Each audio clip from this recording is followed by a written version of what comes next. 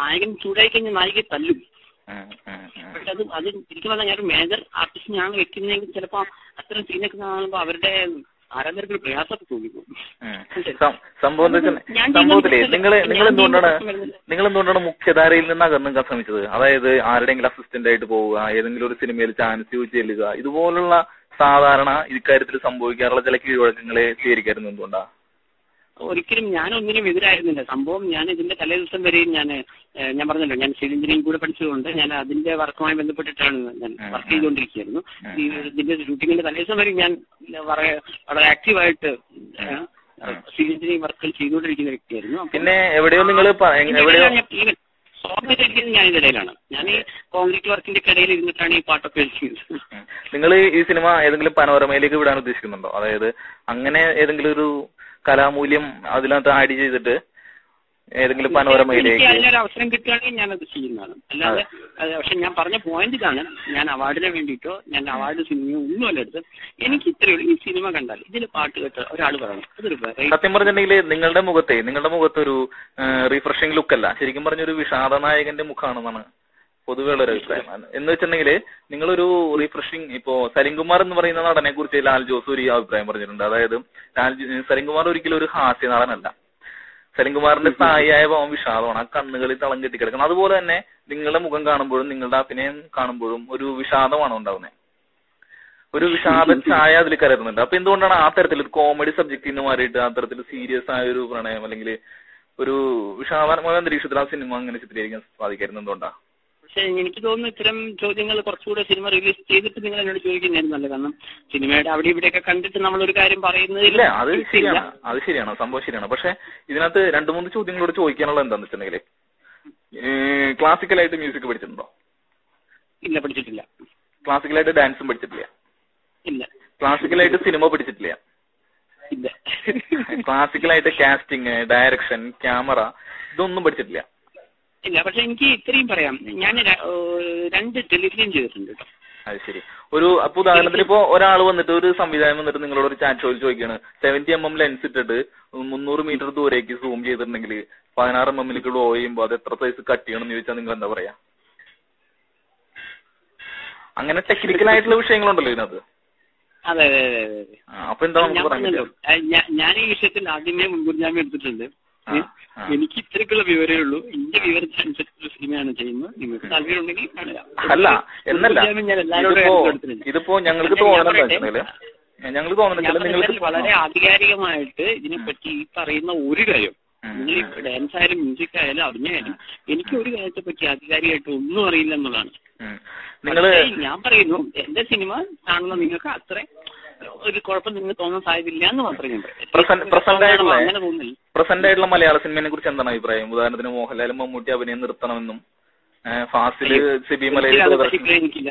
ഞാൻ മനസ്സിലാക്കുന്നത് ലാലേട്ടനായാലും മമ്മൂട്ടിയായാലും എല്ലാവരും നല്ല താരങ്ങളാണ്. സെക്കൻഡ് ഹാൻഡായാലും തേർഡ് ഹാൻഡ് താരങ്ങളായാലും അതും എല്ലാവരിലും ഉണ്ട്, അതിൽ യാതൊരു പ്രശ്നമില്ല. പക്ഷെ ഞാൻ പറഞ്ഞല്ലോ, യഥാർത്ഥ ഇവിടെ ഒരു ഈ കണ്ടതിനെ വീണ്ടും വീണ്ടും കാണാമെന്നുള്ളൊരു പ്രശ്നം മലയാള സിനിമയിൽ കഴിഞ്ഞ 20 വർഷമായിട്ട് നിലനിൽക്കുന്നു എന്നാണ് ഞാൻ മനസ്സിലാക്കുന്നത്.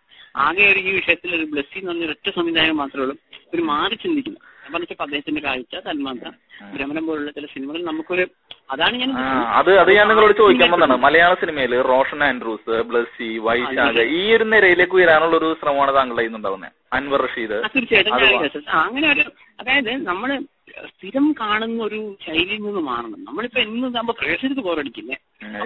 അതുകൊണ്ടാണ് എനിക്ക് തോന്നുന്നു പടം റിലീസ് ആവുന്നതിന് മുമ്പ് തന്നെ എനിക്ക് ഇത്രയും ഇത് കിട്ടുന്നതിന്റെ ഒരു കാരണം അറ്റ്ലീസ്റ്റ് എന്റെ സോങ്സ് ഒക്കെ കേൾക്കുന്ന ഒരു വെറൈറ്റി ഫീൽ ചെയ്യുന്നുണ്ട്. നിങ്ങളുടെ ഫ്രെയിമുകളില് രാം ഗോപാൽ വർമ്മയുടെ സ്വാധീനം ഉണ്ടെന്നുള്ള ഒരു അഭിപ്രായം കാണുന്നുണ്ട്. അതായത് രാം ഗോപാൽ വർമ്മയുടെ സിനിമ സ്ഥിരമായിട്ട് കാണാറുണ്ടോ?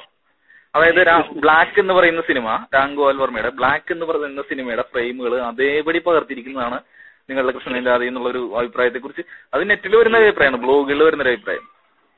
ഞാൻ ബ്ലാക്ക് നല്ല സിനിമയെന്ന് കേട്ടിട്ടുണ്ട്, ഞാൻ കണ്ടിട്ടില്ല. പക്ഷെ രാംഗോപാൽ വർമ്മ എന്ന് പറഞ്ഞാൽ അദ്ദേഹത്തെ എനിക്ക് വളരെ ഇഷ്ടമാണ്, അത് സത്യമാണ്. ഞാൻ അദ്ദേഹത്തിന്റെ രംഗീലയും അതേപോലെ തന്നെ അദ്ദേഹത്തിന്റെ രാംഗോപാൽ വർമ്മ ടി ഷോലെ ലാലേട്ടൻ കൂടെ അഭിനയിച്ചൊക്കെ ഞാൻ കണ്ടിട്ടുണ്ട്. അദ്ദേഹത്തെ എനിക്ക് വളരെ ഇഷ്ടമാണ്. അല്ലാതെ ഞാൻ പറഞ്ഞിട്ടോ, ഞാൻ ഒരു കാര്യത്തിൽ ആരെയും അനുകരിക്കുന്നില്ല. പക്ഷെ ഇതിനകത്ത് വിമർശനം എന്താന്ന് വെച്ചിട്ടുണ്ടെങ്കിൽ ഒരുപാട് സഞ്ജയ് ലീല ബൻസാലി, രാംഗോപാൽ വർമ്മ എന്നിവരെയൊക്കെ നിങ്ങൾ അനുകരിക്കാൻ ശ്രമിക്കുന്നു. അവരുടെയൊക്കെ ഫ്രെയിമും സീക്വൻസുകളും നിങ്ങളുടെ സിനിമയിൽ ധാരാളമായി കടന്നു വരുന്നു. അപ്പോ സ്വാഭാവികമായിട്ടും ക്യാമറാമാനും ഡയറക്ടേഴ്സിനും കുശുമ്പ് എന്ന് പറയുന്ന രൂപത്തിലല്ല അത് ആൾക്കാരോട് തുറന്നു കാണിക്കണം എന്നുള്ള രൂപമുണ്ട്. ഇവന്റെ രാംഗോപാൽ വർമ്മനെ അനുകരിക്കുകയാണ് ആ നിലയിലേക്ക് അങ്ങനെ അവർക്ക് പറയാനുള്ള ഒരു ആഗ്രഹമുണ്ട്. അതുകൊണ്ടാണ് അവർ അത് ചില ഈ കുന്നായ്മയായിട്ട് പുറത്തു വരണേ. പക്ഷെ എനിക്ക് തോന്നുന്നു പറഞ്ഞത് അസൂയാണെങ്കിലും എനിക്ക് കേൾക്കുമ്പോൾ ഒരു സുഖം തോന്നുന്നതാണെന്ന് ഞാൻ പറയുള്ളൂ. കാരണം വെച്ചാൽ നമ്മളെ പോലത്തെ ഒരു പുതിയൊരാളെയാണ് ഇത്രയും ഫേമസ് ആയിട്ടുള്ള ആളുകളായിട്ട് അല്ല. ഇതിപ്പോ ഞാൻ പറഞ്ഞുതരാം. നിങ്ങളുടെ കൃഷ്ണന്റെ അതേ എന്ന് പറയുന്ന പടത്തില് നിങ്ങൾ ചെയ്തിരിക്കുന്ന ദേഹിയില്ല അല്ല അതിനു മുമ്പ് ഗോകുലനാഥനായി എന്ന് പറയുന്ന പാട്ട്, ഈ ഗോകുലനാഥനായി എന്ന് പറയുന്ന പാട്ട് പ്രിയദർശന്റെ വിരാസത്ത് എന്ന് പറയുന്ന സിനിമയിലെ കൃത്യമായിട്ടുള്ള ഒരു പാട്ടിന്റെ അതേ കോപ്പിയാണ്. പക്ഷെ പ്രിയദർശൻ ചെയ്തിരിക്കുന്ന ക്യാമറയുടെ വർക്കല്ല നിങ്ങളുടെ ക്യാമറ എന്നുള്ളതുകൊണ്ട് നിങ്ങളുടെ ഒരുപടി നന്നായിട്ടുണ്ട് എന്നുള്ള അഭിപ്രായമുണ്ട്.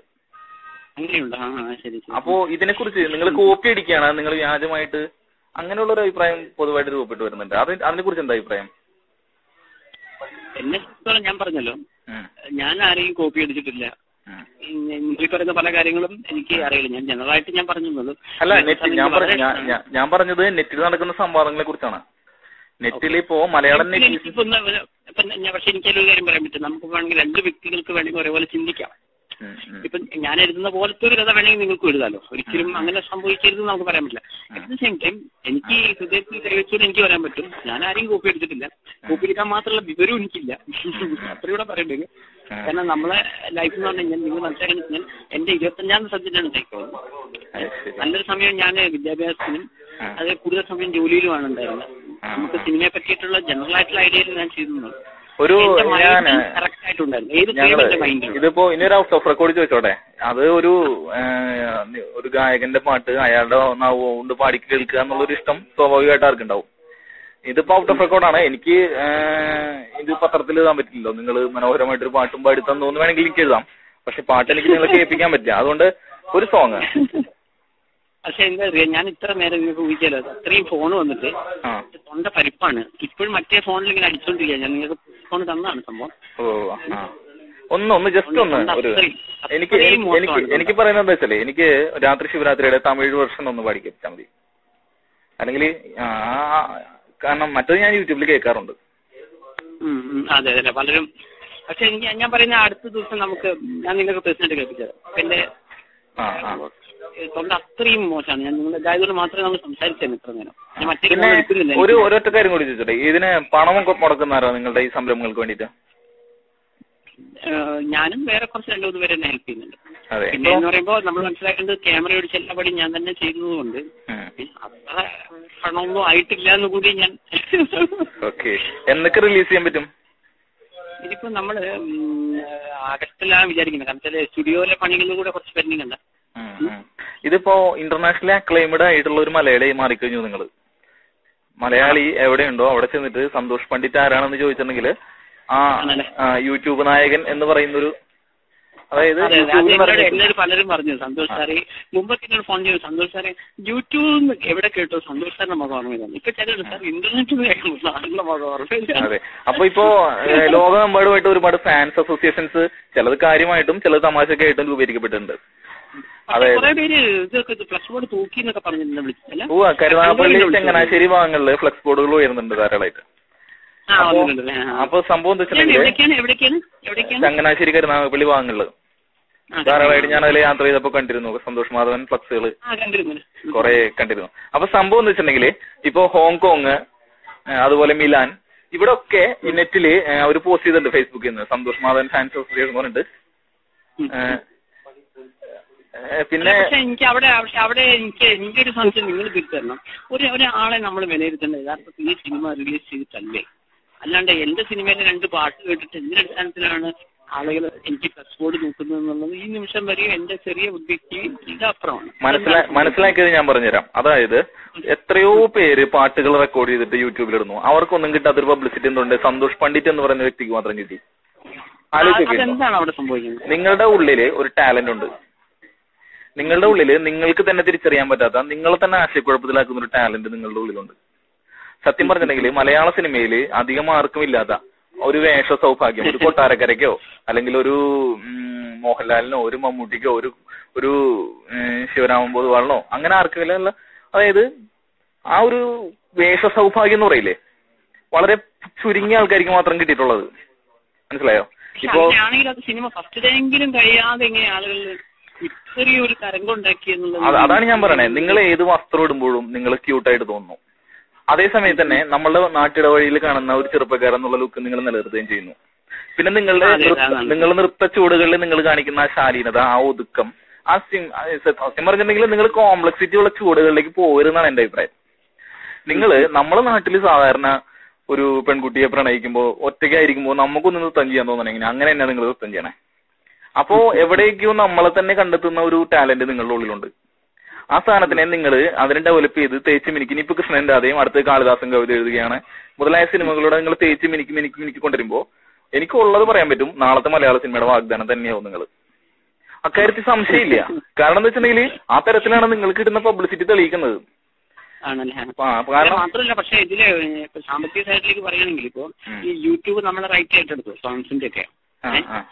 അതേപോലെ തന്നെ ഈ ഹലോ ട്യൂണും നമ്മുടെ നിങ്ങൾക്ക് ഇപ്പൊ വിളിച്ചു വെച്ചാൽ അറിയാവുന്ന കാര്യമാണ്. എല്ലാ ഇതിലും ഐഡിയയിലും വോഡോഫോണായാലും ഒക്കെ ഭയങ്കര ഈ ഹലോ ട്യൂണ് നമ്മുടെ 8 സോങ്. കാരണം ഈ 8 സോങ്ങും 8 തരക്കാർക്ക് വേണ്ടിയിട്ട് എഴുതിയ പാട്ടായതുകൊണ്ട് ഈ ഭക്തന്മാർക്ക് ഒരു ആശുപത്രി നിൽക്കുമ്പോൾ അവരലിയുന്നു. കുട്ടികൾക്ക് അംഗനവാടി ടീച്ചറെ, പ്രേമിക്കുന്നവർക്ക് രാത്രി ശിവരാത്രി, പിന്നെ കുറച്ച് പക്വതയോടെ ചിന്തിക്കുന്നവർക്ക് ദേഹിയില്ല, ദേഹിക്കിപ്പോ ദാഹമില്ല. അങ്ങനെ ഇത് ഏത് ടൈപ്പ് എന്റെ 8 പാട്ട് ഇഷ്ടപ്പെടാത്ത മൂവിയിൽ ഒരാളും ഉണ്ടാവില്ല. എനിക്ക് ഓർമ്മിച്ച് പറയാൻ പറ്റും. ഒന്ന് നിങ്ങളെ വോഡാഫോൺ ആണോ കണക്ഷൻ? എങ്ങനെ? ഈ നമ്പർ വോഡാഫോൺ ആണോ? ഇത് MTS ആണ്, മറ്റേത് ഐഡിയ ആണ്. Okay okay. പിന്നെ എനിക്ക് തോന്നുന്നു മറ്റേ ഏഷ്യാനെറ്റിലെ ഇന്റർവ്യൂ നിങ്ങൾ പറഞ്ഞോണം ചിലപ്പോൾ എനിക്ക് വളരെ കരിയറിൽ വളരെ ഗുണം ചെയ്തു എനിക്ക് തോന്നുന്നു. കാരണം അതിൽ വന്നതിന് ശേഷമാണ് കൂടുതൽ ആളുകൾ ചിലർ പറഞ്ഞ തെറ്റിദ്ധാരണകൾ ചിലതൊക്കെ മാറി.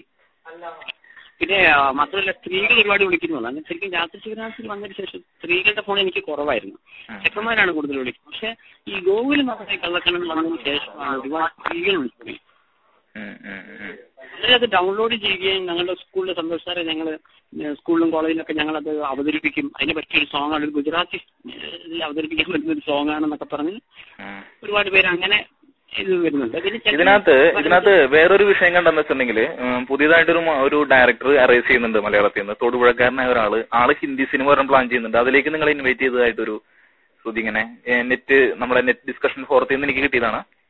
അങ്ങനെ എന്തെങ്കിലും ശ്രുതി നിങ്ങൾക്ക് കിട്ടിയിട്ടുണ്ടോ? അതായത് നിങ്ങളെ പുള്ളി ഒരു മലയാളിയാണ്, പുള്ളി സംവിധാനം ചെയ്യുന്ന ബോളിവുഡ് സിനിമയിലേക്ക് നിങ്ങൾ സെലക്ട് ചെയ്തതായിട്ടുള്ള ഒരു വാർത്ത, അത് ഫേക്ക് ആണോ അല്ലെങ്കിൽ? ഞാൻ അറിഞ്ഞിട്ടില്ല. അറിഞ്ഞിട്ടേ ഇല്ല? അത് ശരി. ജനറലിസ്റ്റ് എനിക്ക് നെറ്റായിട്ട് വലിയ കൺഫ്യൂൻസ് ഇല്ല.